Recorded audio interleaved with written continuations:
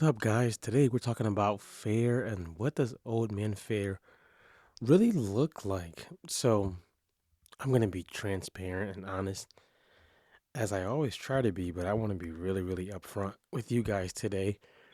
By the time you hear this, the fair would have been attacked, so to say. By the time that I'm doing this, I'm going into the actual fair. So, I have a fear. Excuse me, I have a fear of not education, but going to school. And my reason for that, I believe, is just the intimidation of will I be good enough? Will I pass the test? Will I be able to get to the right classroom? That you may think like, Drew, those are foolish. Like that's foolish. That's silly. You should not have a fear around any of that stuff. But just like fear with anybody can have different fears for whatever reason, and that's mine. So that's mine. I'm gonna stick to it. With that being said, something that I realized after me not making any moves towards it is fear can really seem logical. Fear can seem that it makes a lot of sense because in some ways it might make sense. Your brain is never gonna put you in a place or allow you to go to a place where you could actually fail. So your brain's always like, let me keep you safe. Let me not have you take on any challenges and things of that sort. And that's not how we're going to grow in life. We know that by now, but let's just find out how to approach it.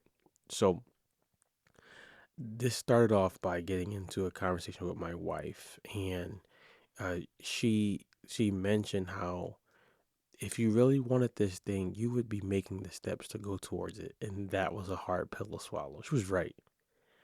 I could not say much because she was right, but I could not say much because it was evident that I was allowing my fear to actually keep me stuck.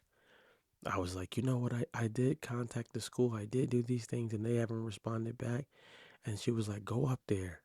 Stop letting life dictate what you can have. And when she said that, my God, something inside of me literally, I think, snapped and made me realize this is fear and this is from the enemy. The Bible talks about God not giving us a spirit of fear, but of power, love, and a sound mind. And I was legit letting fear take over. I mean, it's ran me for years. Even decisions I've made about things I didn't want to do, or just doing them because I was loyal to people. It was fear.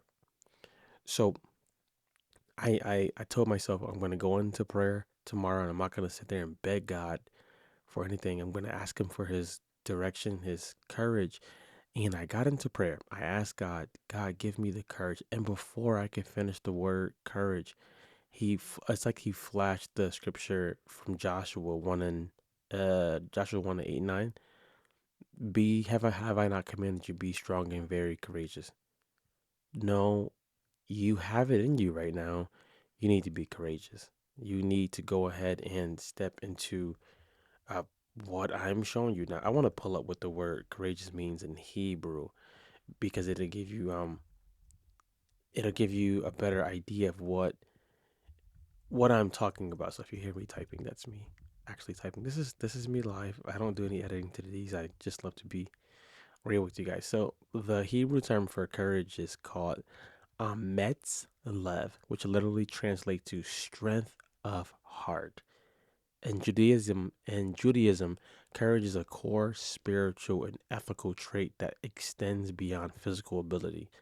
It's the bravery and resilience needed to overcome obstacles and face challenges. So he tells him, uh, be strong and courageous. He tells him that three times in that chapter.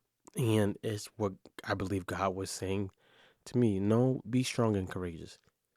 Go face the obstacle. Go be brave. Now you may think like going to go sign up for a class, Drew, is not brave. It's what's behind it. It's what's behind it because I'm going to be going to school to become a therapist. I'm a life coach right now, And I know having this additional this additional knowledge, the skill set, um, will benefit the people who I want to serve greatly. I know it will. So I have to face this fear of taking tests, the fear of showing up, the fear of doing the work, the fear of my life looking a little different for a couple of years because I want to do something different.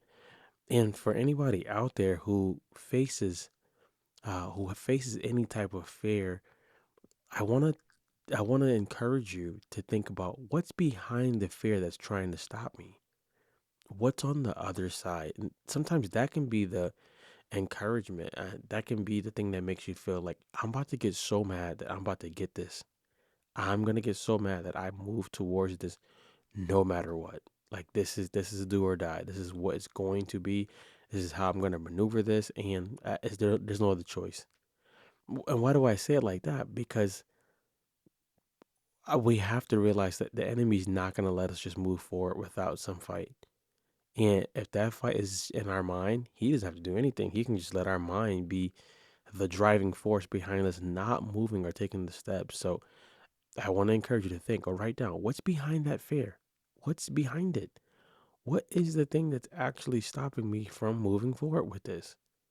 After that, I want you to come up with number two. Number two would be, what can I do towards it? What small step can I do towards it? By the time you're hearing this, I would have already been in the class, but today my thing was writing down my vision for my family, like breaking it completely down.